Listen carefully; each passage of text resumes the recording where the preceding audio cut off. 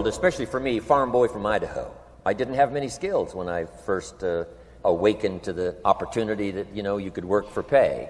I knew how to milk cows, but, that was about it, and it didn't pay very well. But when I was introduced to network marketing, health and nutrition, a marketing system where I could start at the bottom, go to the top, and start part-time, it literally revolutionized and changed my life forever. I've never been the same. And a big share of my story now is sharing with people around the world this extraordinary opportunity. And then along with it, the philosophy that makes it work. Because you can have every technique in the world and the best product in the world, and you can have the finest support system in the world, but unless you have the philosophy that drives you to do the necessary things to make it work, then nothing works. So I like to talk about all the things that made it work for me and see if that might not be valuable for someone else. So I want you to take some good notes. If you're ready to take notes, say, I'm ready. I like this crowd already. Treat me well, I might take you with me as my traveling audience. Now, here's the next key on being prepared for the next century, and that is your personal philosophy. At age 25, the things that so dramatically changed my life was, number one, the discovery of a unique product that I could believe in. My mother taught nutrition, and she taught good health, so I was the beneficiary of that. It came from my grandmother, my grandfather, passed it on to my mother. She taught it, passed it on to me. My father never had a major illness, lived to be 93. My mother extended her life, according to the doctor, at least 20 years. She should have died at least 20 years earlier than she did, simply because she stretched out those years by the study of good nutrition. I was an only child, and Mama studied and, mixed up all that stuff back then. She'd say, hey, me and Papa and her, she said, drink this stuff. If it don't kill us, I think it'll help, and we're gagging down this stuff. And Mama taught all of that, but the payoff was so incredible. I passed it on to my two daughters. They've never been ill. They passed it on to their children, my grandchildren. They haven't been ill. I mean, the study of good nutrition, paying attention, and being involved in the industry you're in, it's one of the best. So, that's so important. Your personal philosophy, what you believe in, that's going to carry you into the next century. Let me give you now some of the early philosophies that changed my life forever. I heard one of them in my introduction.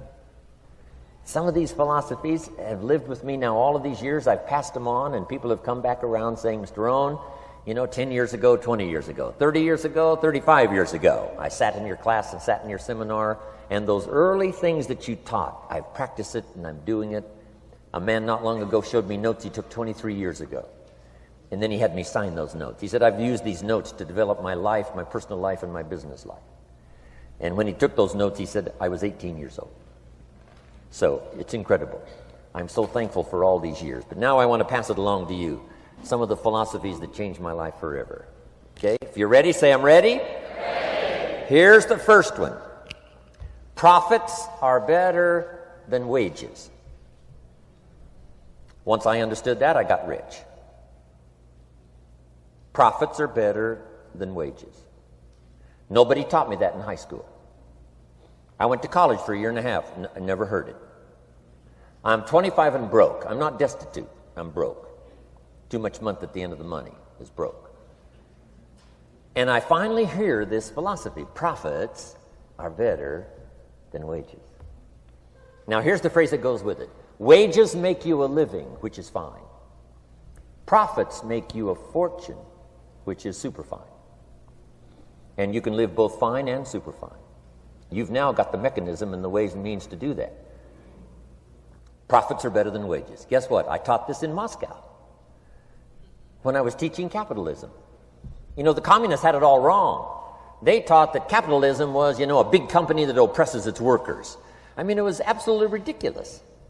They had mentally lost it when they came up with this ridiculous philosophy. Communism taught capital belongs to the state, not the people. And we taught all these years what? Capital belongs in the hands of the people, not the state.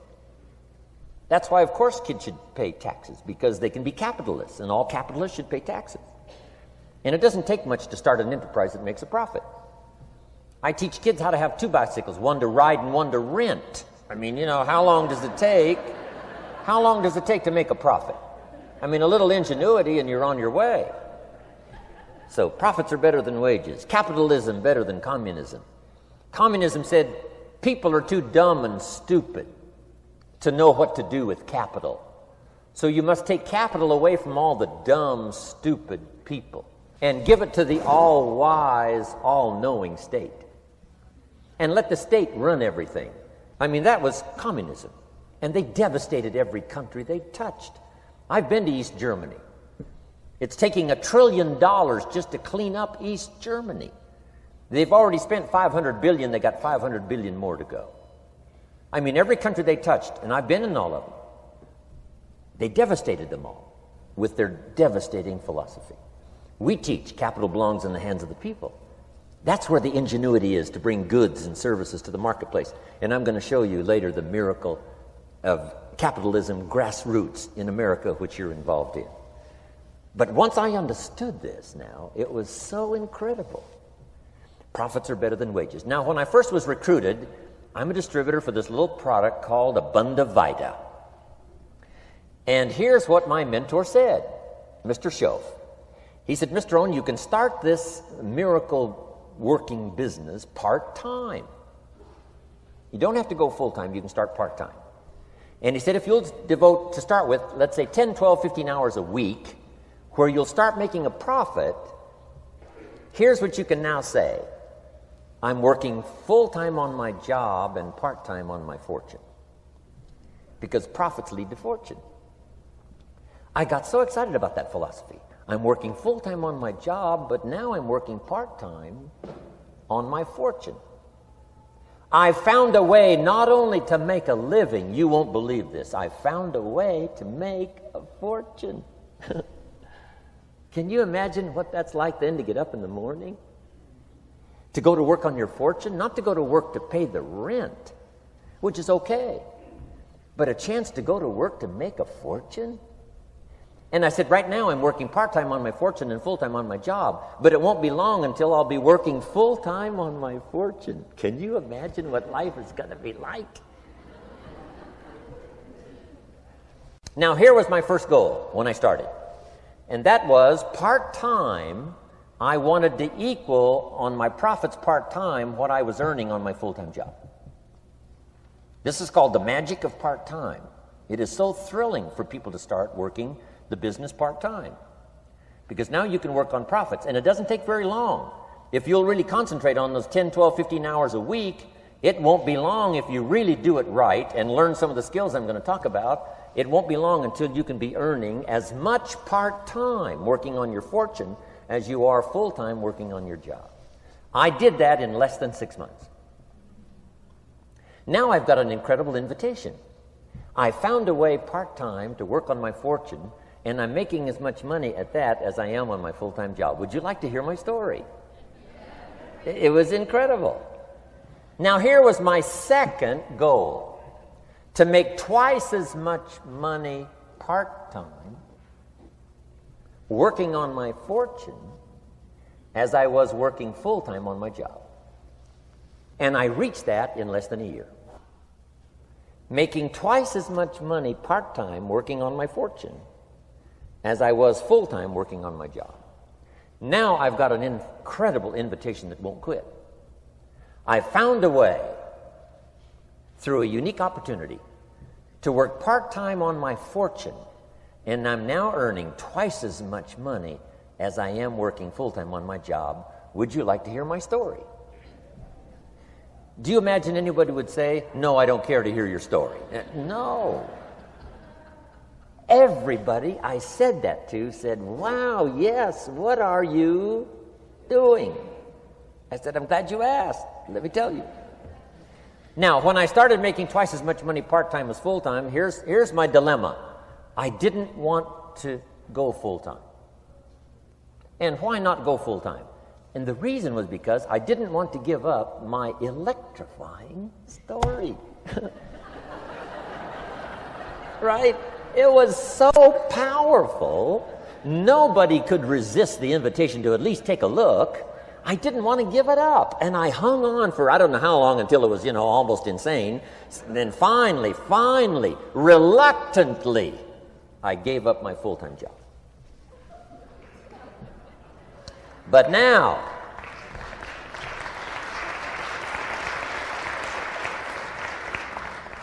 you can imagine the thrill and excitement of going to work full-time on my fortune. It was incredible. But I want you to jot down the magic of part-time.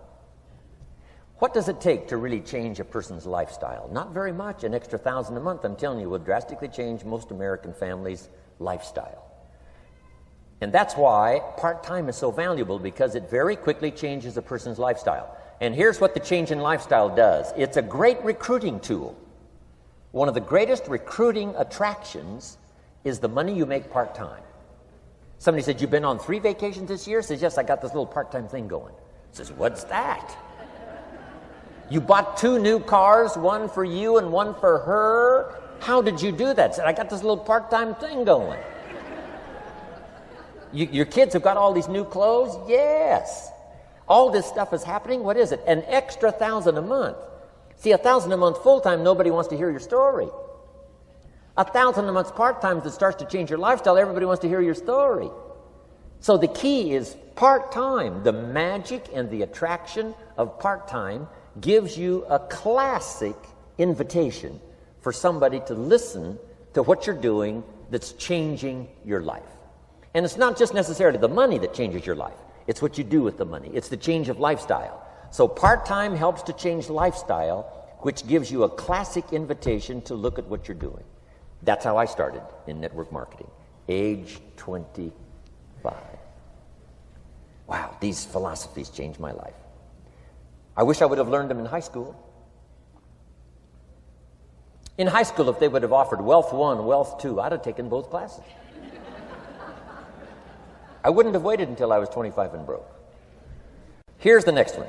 Philosophy that helped change my life. It's not what happens that determines your life future. It's not what happens that determines your life future. It's what you do about what happens. All of us are in like a little sailboat. And it's not the blowing of the wind that determines your destination. It's the set of the sail. So jot this phrase down. It's one of the best to understand. Kids need to understand it. The same wind blows on us all. The same wind blows on us all. The wind of disaster, the wind of opportunity, the wind of change.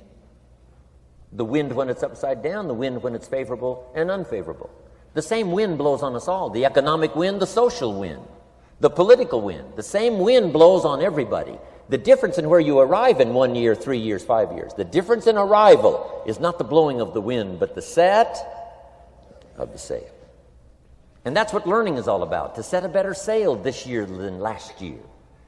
To set a better sail. The first 6 years of my economic life, I wound up broke. Second 6 years, I wound up rich. You say, well, the Democrats must have finally gotten power. No.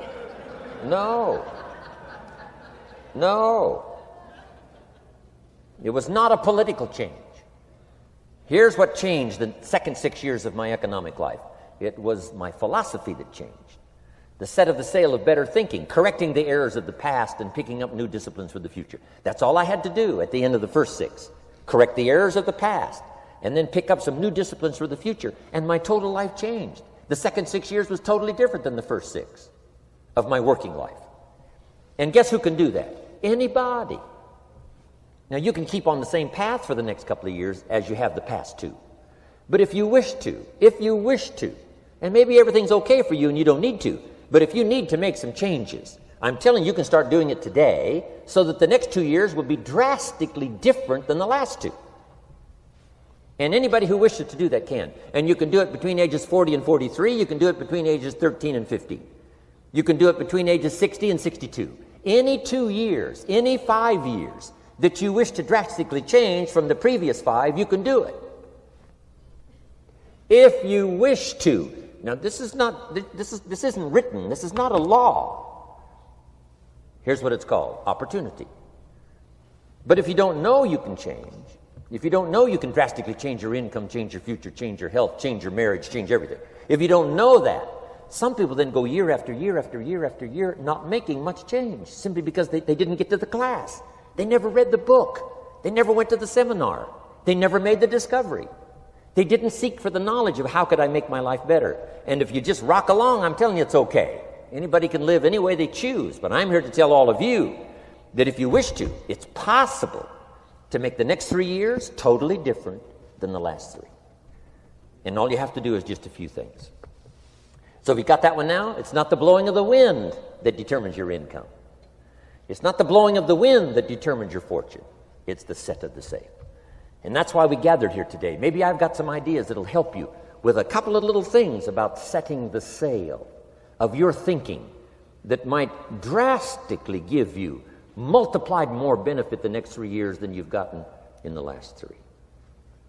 So it's not what happens. What happens to everybody. Chevron years ago brought me in to talk to management.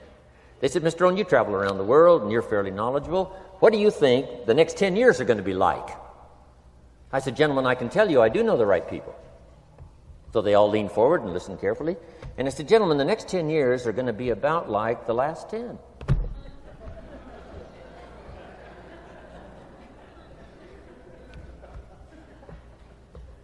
The next season after fall is, well, I promise you that's not going to change. After day comes night. I promise you that's not going to change. Here's how the last 6,000 years reads. If you want to make a note of Jim Rohn's vision of history the last 6,000 years, here's how it reads. Opportunity mixed with difficulty. And if we're around another 6,000 years, it's going to read like that looks like for the next 6,000 years. Opportunity mixed with difficulty. Now, sometimes there seems to be more opportunity than difficulty, and then sometimes there seems to be more difficulty than opportunity, but the mix isn't going to change. After expansion comes recession. But after recession comes expansion. Not to think so, see, is naive. And once you've got just a little of this stuff settled, then you know exactly what to do. You know exactly what to anticipate, so you can be ready. Now, here's the next one, and I heard it in my invitation. Here's what it says. For things to change, you have to change. I was hoping the government would change, and taxes would change, and economics would change, and my boss would change and be more generous. I wished for everything to change, and my teacher said, no, Mr. Rohn, for things to change for you, you have to change. Don't wish it was easier, wish you were better. Once I understood this, this altered the course of my life. Don't wish it was easier. Wish you were better. And here's the big one. Don't wish for less problems. Wish for more skills. You don't need less problems. You simply need more skills. Don't wish for less challenge. Wish for more wisdom. Accept the challenge, because you can't grow without a challenge. You can't get rich without a challenge. You can't fly without gravity. You have to understand the challenge. But that's the key, is to now develop wisdom to overcome the challenge. Don't wish for less challenge, but more wisdom. And then here's one more philosophy that helped change my life forever. You can do the most remarkable things no matter what happens. Humans can do the most remarkable things no matter what happens. Philosophies that changed my life. Here's one of the big philosophies I learned in network marketing. It's called the law of averages. If you do something often enough, a ratio will appear. Key phrase, if you do something often enough, a ratio will appear. It's amazing. It's uncanny. In baseball, we call it batting average. If you talk to 10 people, one says yes. Now the ratio has begun. 1 out of 10. Talk to 10, get 1. Here's something interesting about the law of averages. Once it starts, it tends to continue. This is colossal information. Once a ratio starts, it tends to continue. If you talk to 10 and get 1, sure enough, chances are excellent. If you talk to 10 more, you'll get another one. Talk to 10 more, you'll get another one. Now you can compete. If you can only get 1 out of 10, you can compete, even with somebody that can get 9 out of 10. If you've been here a long time, you can get 9 out of 10. I just joined, I can only get 1 out of 10. If we have a 30-day contest, I will beat you. Say, well, how could you beat me? Here's why. During that 30 days, you talk to 10 and get 9. I talk to 100 and get 10. I beat you. Isn't that clever? This is clever stuff. And I do it for two reasons. I sincerely wish to win. But I do it for another very sincere reason. I wish for you to lose. And that's noble on my part. Here's why it's noble. You learn more by losing than you do by winning. So I wish to give you that experience. Now here's how I do it once I understand the law of averages. When I'm new, I make up in numbers what I lack in skill. I make up in numbers what I lack in skill. Now who can do that? Anybody that's ambitious. Anybody with a little ingenuity. Anybody. Doesn't matter. Now here's one more. The law of averages can be increased. You get 1 out of 10, talk to 10, get another one. Talk to 10, get another one. The fourth time you talk to 10, you get 2. Why would the fourth time you talk to 10, you get 2 instead of 1? You're getting better. You're getting better. And who can get better? Anybody. Talk to 10, get 2. Talk to 10, get 2. Finally, talk to 10, get 3. I finally got up to about 3. Now, it takes more than a genius to go past like 3 or 4. But 3 will do. If you bat 300 in baseball, they pay you $4 million a year, which means you're out 7 times out of 10. 7 times out of 10, out. Make $4 million a year. Are you ready for that? So, this works so well now in your business. Just jot the phrase down. You don't have to bat 1,000. You don't have to bat 1,000 to make big money. 1 out of 10 is fine. 2 out of 10 is terrific. 3 out of 10 is fabulous. Some particular incredible genius might get 4 out of 10. But 3 out of 10 is sufficient to make you rich beyond your wildest imagination. This is how I went after my friends, neighbors, and relatives when I first started recruiting. I said, look, I've got a new business, and I'm getting about 3 out of 10 to join. And I don't mind you. Just come to the meeting and be one of the 7.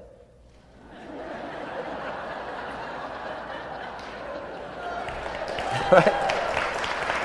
Doesn't matter. Right? You're my friend. You'll do me a favor.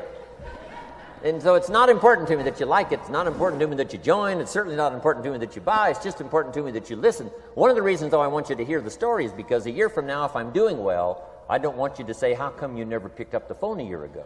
I never got a letter, never got a call. You call me a friend. You're making all this money. You never picked up the phone. So I don't want that to happen. So for 2 reasons, I want you to see what I'm doing. So that a year from now, if I'm doing well, I can say, I gave you the opportunity. But also, just as a favor, come and be one of the 7. It doesn't matter to me if you buy or join. But I need 10 to get 3. And if you're one of the 3, wonderful. If you're not, wonderful. It doesn't. It might matter to you. It might matter to you, but it doesn't matter to me. Now, it matters to me because we're friends, but it doesn't matter in terms of my averages. So if you decide to get rich, just learn the law of averages. You're off and running. Now, here's the second law that changed my life forever in network marketing. I learned the law of sowing and reaping.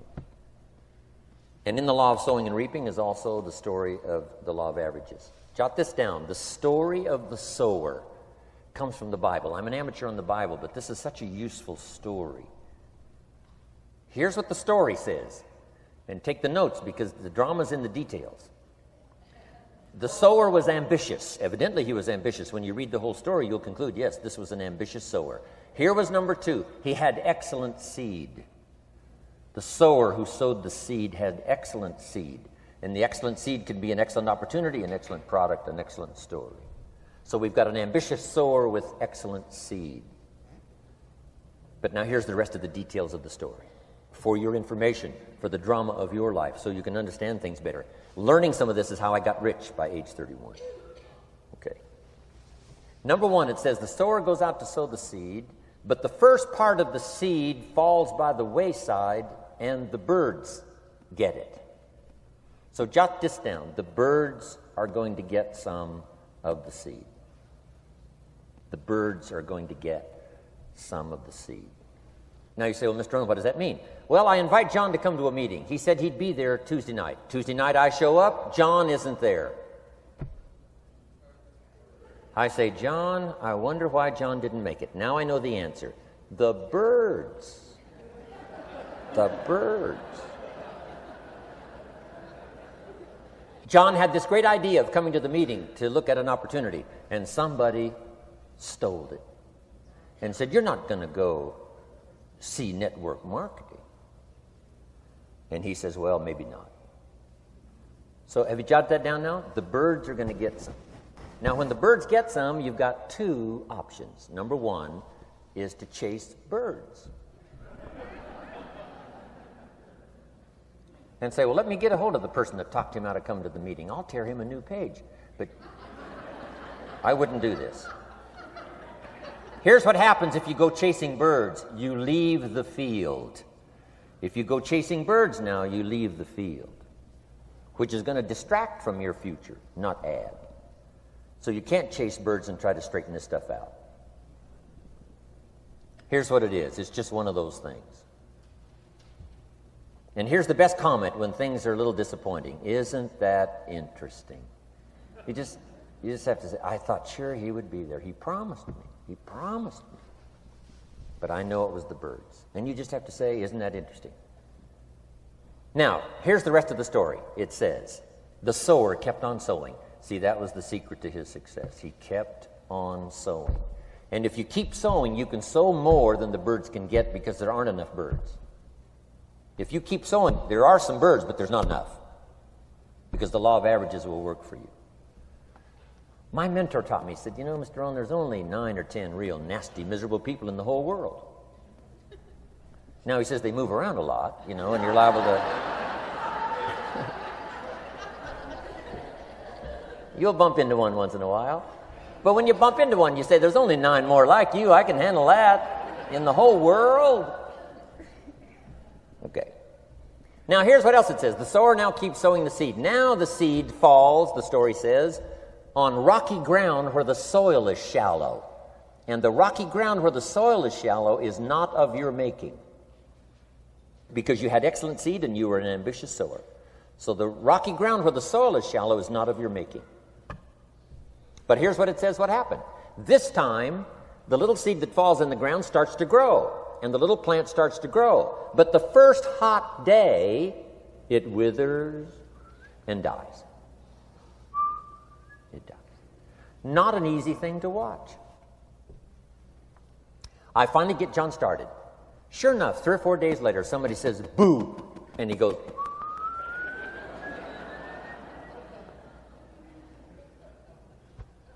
he's gone. Doesn't show up at the second meeting. And I say, I thought sure John would last a week. What happened? Jot this down. The hot weather is going to get some. And this is not of your making. Here's what you must say when that happens. Isn't that interesting? Wow. What can you do? The answer is nothing. You say, well, I'm going to try to change this. I wouldn't take that class. You know, the sun comes up in the east. Somebody says, why is that? I wouldn't spend much time on that. Just let that happen. Don't go for this why stuff. I'm giving you the answers here. The answers is in the structure and the consequences and in the deal. The answer is in the deal. Anything beyond that is not worth study. You say, well, how come some just last a little while? I wouldn't sign up for that class. Here's the answer. Some don't stay. You just have to jot that down. And when some leaves, you say, that's one of those that don't stay. Now you know what category to put them in. And you can't solve this now. You can't. It's like rearranging the seasons. You can't fool with that. All you can do is cooperate with the way things are set up. I didn't set it up. You say, well, it shouldn't be this way. Well, when you get your own planet, you can rearrange this whole deal. But on this planet, you're a guest. You've got to take it as it comes.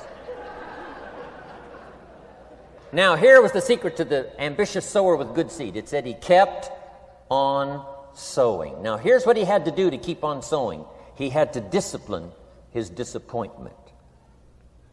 This is a key phrase now to use the rest of your life. You must learn to discipline your disappointment, because you didn't set up the setup, and some are not going to stay, and that is not of your making. Now, if you made gross errors and you ran them off, see, that'd be different. Now, you're responsible for that. But if it's in the normal course of things, this is the way things are. Now, here's what it says. The sower keeps on sowing. Now it says the seed falls on thorny ground. And somebody says, well, how much of this do you have to go through? Well, hang on. It's not the end of the story now. Now the little seed falls on thorny ground. And now the little plant starts to grow again. But as the little plant starts to grow, the thorns choke it to death. And it dies. So jot this down. The thorns are going to get some. And that's not of your making. And what are these thorns? The story even called these little thorns, little cares, little distractions, little somethings. Who knows what all they are? I say, John, we had a meeting last night. You weren't here. John says, well, I can't make every meeting. I say, why not? You're part-time. He said, well, the screen door came off the hinges. And you just can't let your house fall apart. You got to take some time and fix things up. And I can hear the thorns going,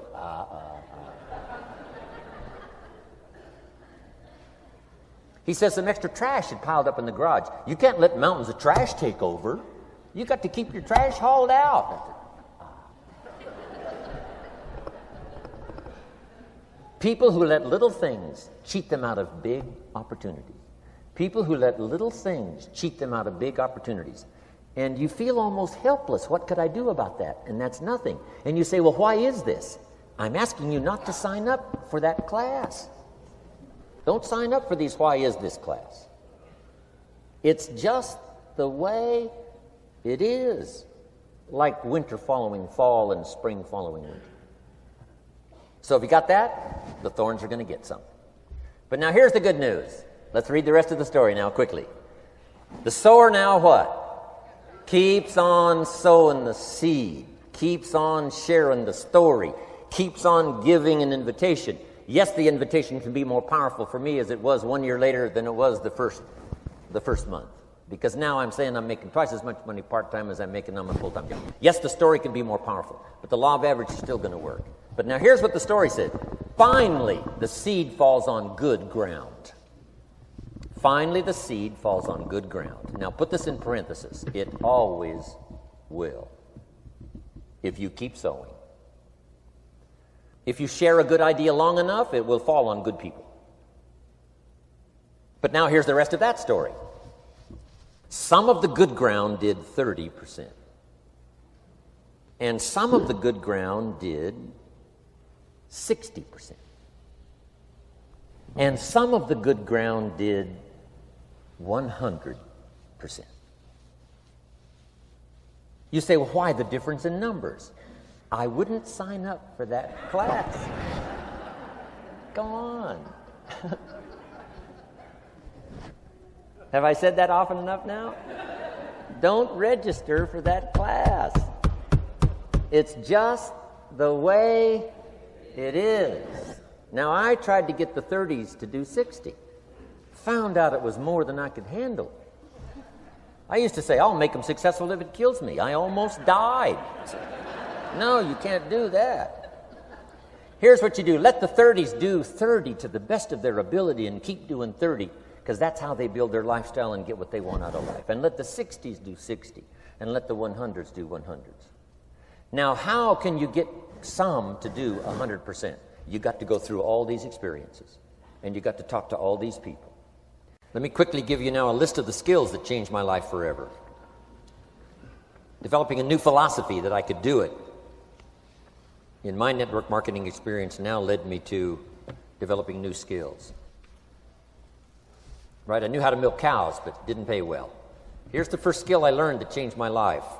Getting a customer. Making a sale. And of course, sales for you is easy, right? Because it's not technical. Right? The technical is all taken care of. You simply represent your product. If you share a unique product, talk about its merits, persuade someone that it's the best, they agree to buy, that's the simple art of sales. But in your business, here's what it's more like, sharing. Because using the product yourself, gathering some testimonials, you simply share that. So we're not talking like high-powered spacecraft technical skills here. It's simply sharing something you've discovered with someone else and doing it well enough to where they agree they would like to participate. Now here's what happened when I learned sales. It multiplied my income by 5. Now it didn't take that much because I wasn't doing that well in farm country. But it did multiply my income by 5. Sales. Getting customers, laying that incredible foundation for an entrepreneurial career. So now I've got 2 skills, milking cows and making sales. Here's the next one I learned that changed me forever, and that's recruiting, introducing the business opportunity to new people, learning how to give a good invitation, learning how to give 2 kinds of presentation, formal and informal. And the third part of recruiting, of course, is following up. Once you start a new life, now you got to take care of it, like a new mother would take care of her baby. You don't start a new life and abandon it. You start a new life and nourish it like a mother and protect it like a father. You got to be both mother and father to a new person. Nourishment, ideas like a mother. Protection, help defend your new life against the encroachment of outside voices that would try to talk them out of it. So you got to be mother and father in this art of recruiting. We call it being a sponsor. And being a sponsor is like being a bridge, helping somebody from darkness to light, from skeptic to faith, from not knowing to knowing, from no confidence in themselves to starting to gain confidence. You're the bridge that helps people from the shadows to the sunlight. It's one of the most exciting positions to occupy in all of network marketing industry, is the bridge, helping people crossing the bridge out from discouragement into recognition. Being this bridge, that's what the recruiting magic is all about. You've got the answers. They've been looking for the answers. You've got the answers. And you help them cross this bridge. You see something in them before they can see it in themselves. You assure them that it's possible to be more than they are, therefore they can earn more than they've got, have more than they possess. This is one of the great arts in the world. And here's what's exciting about this art. It pays big money. Because now you operate a unique philosophy taught first in the Bible. John Kennedy taught it in his inaugural speech. Zig Ziglar's got one of the best ways to put it. And that's the secret to wealth. The secret to wealth and fortune. First taught in the Bible. Because the question was asked, how can we achieve greatness, great wealth, great power, great influence, great recognition, great self-esteem? How can we achieve greatness? The master teacher was asked. And here was his formula for achieving personal greatness. He said, find a way to serve the many, for service to many leads to greatness. For those that are interested. Some people aren't interested, but for those that are, service to many leads to greatness. Someone says, well, best I can do is just take care of myself, which is okay, but it doesn't lead to greatness. Someone says, I got enough bills of my own, I can't worry about someone else's bills. That's okay, but it doesn't lead to greatness. Greatness is helping people pay their bills. You forget about yours. Because if you help enough people pay theirs, yours disappear. Help people with problems, your problems disappear. The key to greatness, the master teacher taught, is finding a way. Now, a lot of people would like to serve many people, but they don't have a way. And what's exciting about you and your business is you've now got the way. Whether you use it or not, it's up to you. Whether you cash it in or not is up to you. Whether you make a fortune or just a little, that's all up to you. Each person's ambition. It's called the same marketing.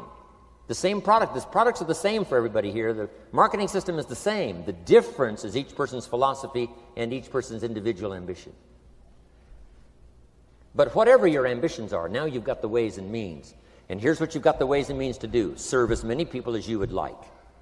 Now here's what's exciting about recruiting.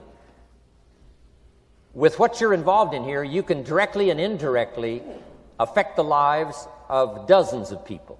Some of you are going to directly and indirectly affect the lives of hundreds of people. And some of you, if you wish, can directly and indirectly affect the lives of thousands of people. And the pay is accordingly. If you affect a few, you earn that pay. If you affect the many, you earn that pay. But the secret is found in the Bible. Service to many leads to greatness. Now, John Kennedy said it in his inaugural speech. Here's what he said: don't ask. Don't we wish that was the current political philosophy? Where is John Kennedy and his philosophy? John Kennedy said, don't ask. That's important if you understand philosophy. He said, don't ask what the people can do for you. Don't ask what the country can do for you. Don't ask what the government can do for you. That's not how you get rich. That's not how you have high self-esteem. That's not how you get trophies to put on the mantle above the fireplace, asking what the people can do for you. Don't ask, he said, what the people can do for you, but ask, what could I do for my country? And the country means the people. What could I do for the people? I want trophies. I want recognition. I want high self-esteem. I would even like a chance to make a fortune.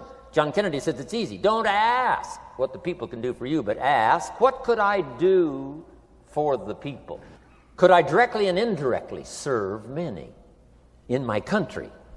And now that you are participating in this program, the answer is yes. Now, Zig probably said it best. Zig's got some great stuff. Zig and I have been good friends for a lot of years. Zig says money isn't everything, but it ranks right up there with oxygen. Yeah, Zig, you're right. Zig says, my dentist told me, Zig, only floss the teeth you want to keep. You know, forget the rest. But here, Zig is famous for this now. This is one of Zig's philosophies, and it goes right along with the other two, the Bible and John Kennedy. Here's what Zig says. If you help enough people get what they want, you can have everything you want. If you help enough people get what they want, you can have everything you want. Now, wanting everything you want, we call that self-interest. But it's okay to have self-interest if you do it in a positive way. By helping enough people get what they want, you can have everything you want. Now, you can accomplish all that by learning this next skill called recruiting. And I learned it, and it made me fortunes. So now I've got 3 skills: milking cows, making sales, and recruiting. Here's the next skill I learned that paid big money: organizing. Once you got a few, get them to work together, see, and that's magic. Getting people to work together is magic. Now, yes, it's challenging, like having several members of your family. Getting them to work together is challenging, but it's magic. Getting husband and wife to work together is challenging, but it's magic when it happens. But everything magic is challenging. Just got to jot that down. Everything magic is challenging. But once you figure out the challenge and go for it, then the magic occurs. Let me tell you how magical people working together is. Let me quote the Bible again. It says, if 2 or 3 agree on a common purpose, nothing is impossible. Just try that on for your mental size. If 2 or 3 agree on a common purpose, nothing's impossible. Everybody's looking for a challenge. Here's what I teach, especially the kids. Here's the best challenge in the world. Let's go do it. Not you go do it. Let's go do it. If 2 or 3 of us decide on a common purpose to do it, nothing's impossible. Incredible. Working together, organizing. Now, when everybody's an independent, now it's a little more challenging. Like having kids, they've each got their own opinions. They've each got their own ambitions and desires. It's challenging. You've got a variety. But that's what makes life, the variety. And it is, in your business, it is challenging, getting people to work together. It's like herding cats. You know, sheep are easy, but you got to try cats, herding cats. But if you can possibly get it done, the power is so immense when you get people to work together. Here's one of the powers of working together: shared testimonials. If I've got somebody new and you're there and I'm there, I give them my testimonial, you give your testimonial. Maybe what tips the scales in getting me a new person is not my testimonial, but my partner's testimonial. Somebody I'm working with, their testimonial got them. Shared testimonials are so powerful. That's why working together is okay, is powerful. Now, working by yourself is okay. All this stuff is okay. Everybody needs to know, though, where are the advantages? And these are some of the advantages. I learned to organize, paid big money. Here's what I next learned to do: promote. Promotion now pays staggering money. Now, the company comes up with what we call major promotions. Here's what you've got to come up with: the smaller promotions. The company comes up with major recognition. You've got to come up with small recognition for your people around you. The top 5. The company's got top 5. You've got your own top 5 in maybe 2 or 3 categories: top 5, top 5, top 5. And those little recognitions, to reach certain levels in the company, you have to take major steps. But for you, recognition, let them take small steps. Here's one of the secrets of your kind of business: rewarding people for small steps of progress. Rewarding people. Sometimes it's just recognition, handshake, pat on the back. Mary, you're doing a fabulous job. And you figure out what those recognitions are. Small steps of progress. Guess what promotion pays if you learn it well? Big money. Getting people to do something they wouldn't ordinarily do by themselves. People will do some unique things by themselves, but if you can figure out a way to say, Mary, if you do this and this, she says, well, I'll go for it. Now, she wouldn't have thought of that on her own. Here's what works magic. It's better than money. Money's a bit unimportant. Here's what's important: ingenuity. The best place to wake up your ingenuity is what you're doing right now. Representing a unique product and getting customers, recruiting distributors, and promoting and all this stuff. Ingenuity. Figuring out a way. If it doesn't work this way, we'll work another way. I used my ingenuity, made a fortune. My ingenuity worked on doing all these campaigns: the spring campaign and the summer campaign and the winter campaign. This week we're going to recruit school teachers. How many of you got? How many of you got? This is school teacher week. School teacher month. I'd pick out a little category and say, let's go for it. And it doesn't matter what it is. Just dream up something so that somebody's got a little more objective to go for than just their own. Key phrase: we all need to belong to something bigger than ourselves. Because we furnish inspiration for what's bigger, and the bigger furnishes inspiration for us. I learned promotion and it paid big money. Here's next I learned: communication. How to conduct a meeting. I learned identification, logic and reason, attack and confess, solution. Simple deals on communication. Wasn't easy for me at first. I stood up to give my first presentation, my mind sat back down. Right? Y'all been through that? Opened my mouth, nothing came out for a while. But here's what I did. I did it again.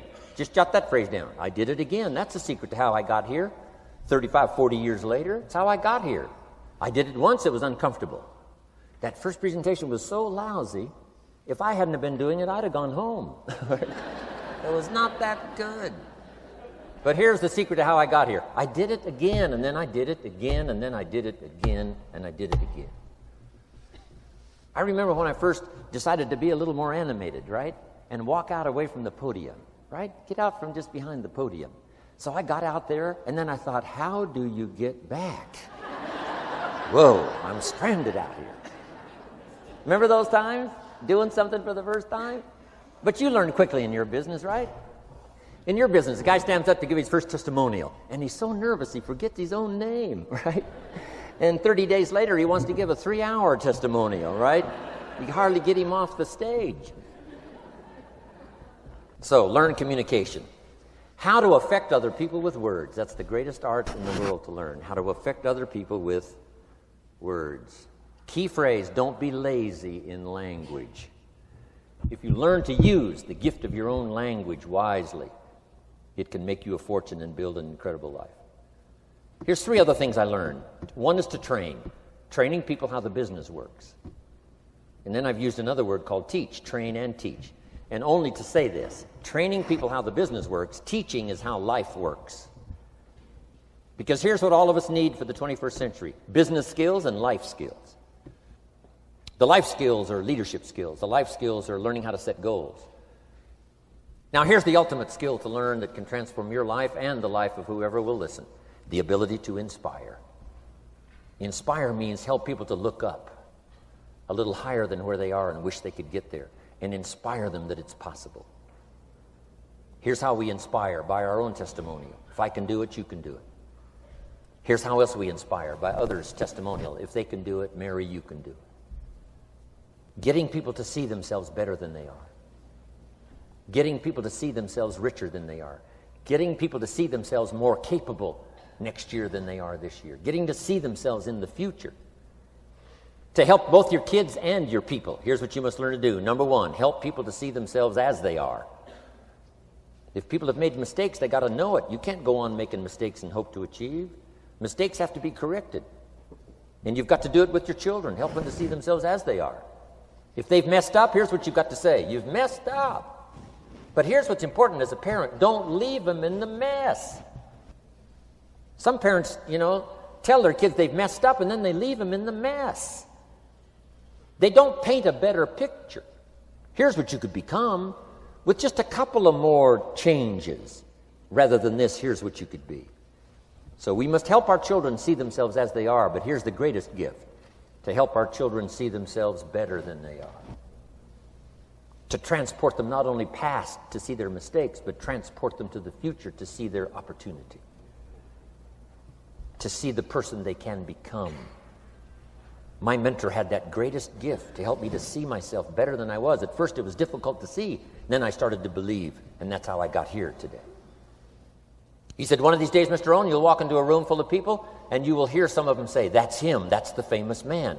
I said, well, that could never happen to me. He said, trust me.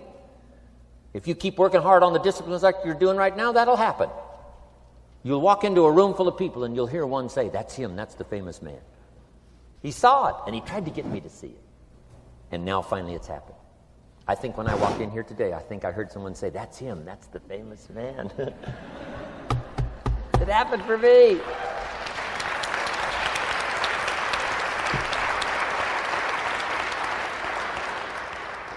And if it can happen for me, it can happen for you.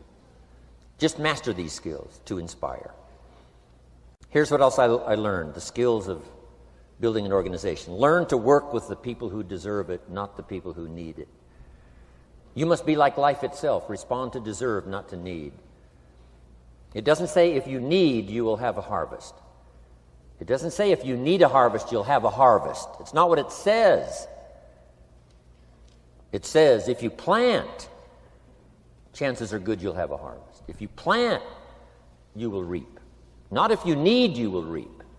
So we must be like life itself. Respond to the people who deserve it by planting, by taking the first step. Even God himself says, if you move toward me, I'll move toward you. That's the condition. You move toward me, I'll move toward you, says the Almighty. Now, he could also say, you don't move, I don't move. You say, well, that's arbitrary. Well, when you're God, you can set it up that way. Now, learn to work with the people who deserve it, not the people who need it. Now, here's what's the next step.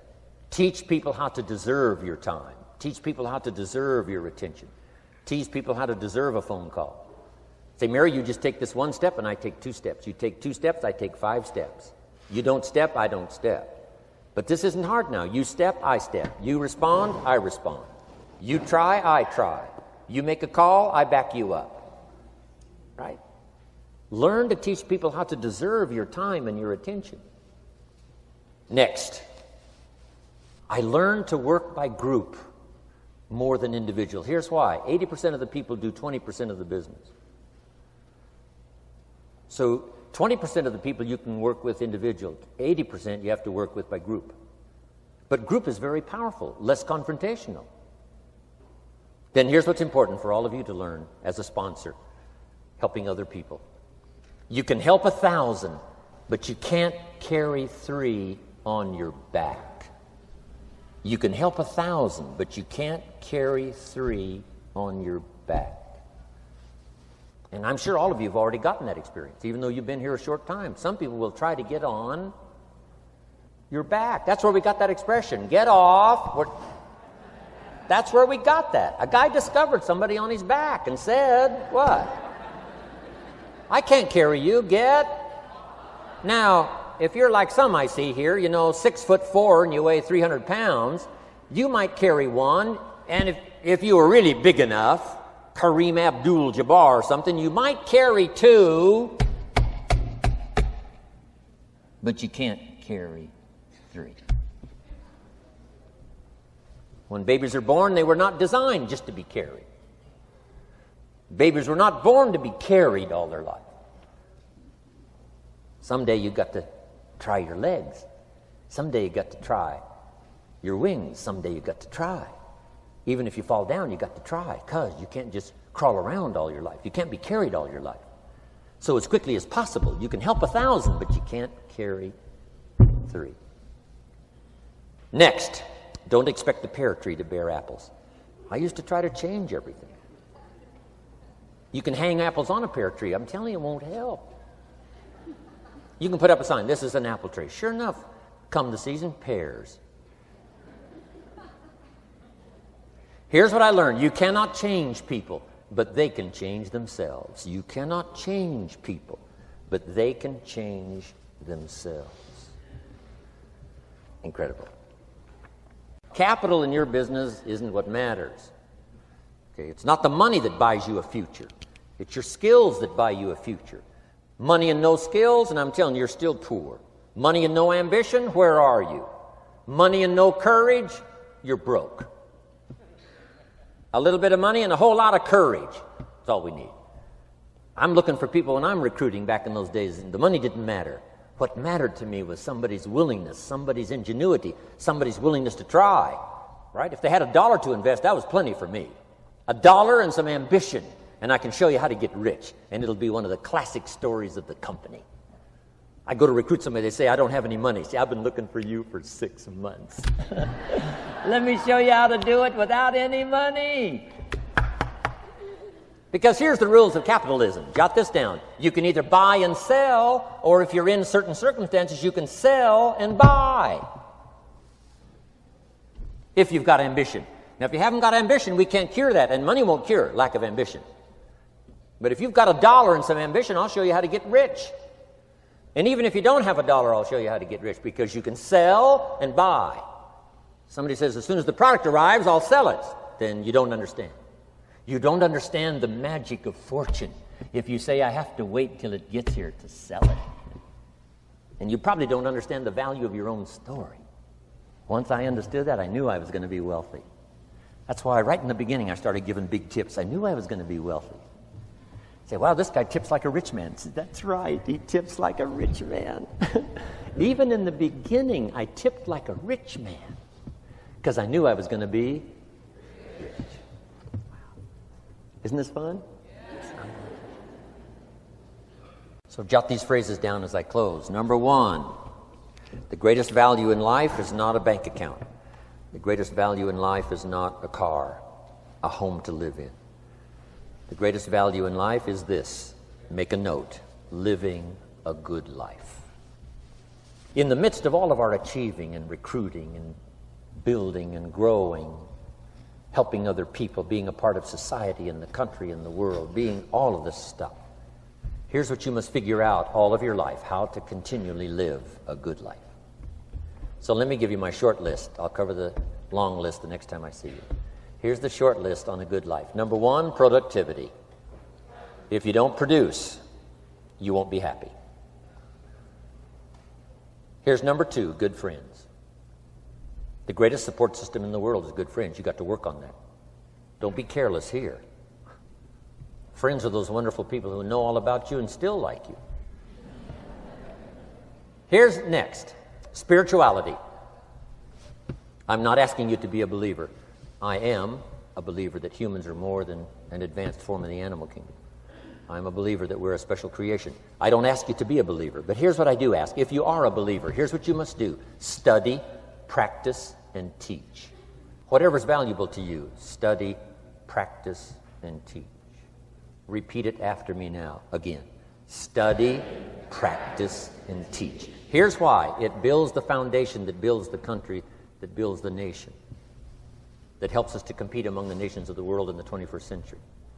And this is one of those subjects, to study, practice, and teach. Next, my parents taught, don't miss anything. Don't miss the game. Don't miss the performance. Don't miss the show, the movie. Don't miss the words. We're all inspired by the words. Elton John says she lived her life like a candle in the wind, never knowing who to cling to when the rain set in. You can't miss those lyrics. You can't miss the music. You can't miss the songs that nourish the soul. You can't describe how brief and fragile life is much better than that. George Harrison, one of the Beatles, sings, "If not for you, the winter would hold no spring. Couldn't hear a robin sing. I just wouldn't have a clue if not for you." Wow. You got to remember the words that reflect the experience. Barbra Streisand sings, "It used to be so natural to talk about forever, but used to be's don't count anymore. They just lay on the floor till we sweep them away.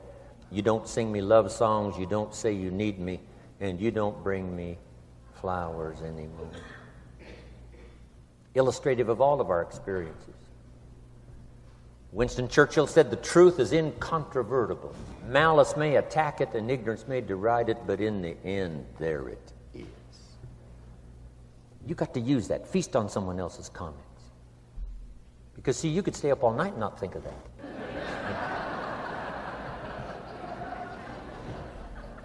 I'm asking you to do your research. I'm asking you, don't miss anything. Don't miss the play. When my father was 93, just before he died, if you would have called him at 10:30, 11 o'clock at night, he wouldn't be home. He's at the rodeo. And he's watching the kids play softball. He's at church. He's watching the concert somewhere. Every night. My parents taught me that. Don't miss anything. Even the little small things, don't miss. The big things, don't miss. Don't miss, don't miss. It's part of living a good life. Here's why. Jot this phrase down. It'll serve you well forever. If you live well, you will earn well. If you live well, it'll show up in the texture of your voice. If you live well, it'll show up in your face. If you live well, it'll show up in the magnetism of your personality. If you live well. So don't miss the nourishment of all the things around you that could help you live a good life.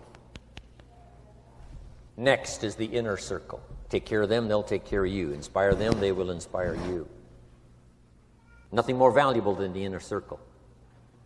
That's where the power to conquer the world comes from, the inner circle.